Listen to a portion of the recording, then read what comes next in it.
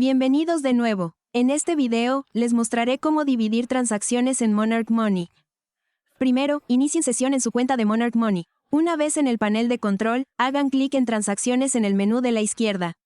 Ahora seleccionen la transacción que desean dividir. En la página de detalles de la transacción, hagan clic en Dividir transacción. En la siguiente pantalla, ingresen los detalles de la división y ajusten el monto o las categorías según sea necesario. Cuando terminen, hagan clic en Continuar. En la pantalla final, revisen los detalles de la transacción dividida y luego hagan clic en Guardar división. Su transacción se dividirá correctamente, y eso es todo. Han aprendido con éxito cómo dividir transacciones en Monarch Money. Espero que este video les haya sido útil. Si este tutorial les resultó útil, no olviden darle me gusta a este video, suscribirse al canal y compartirlo con otros. Gracias por verlo.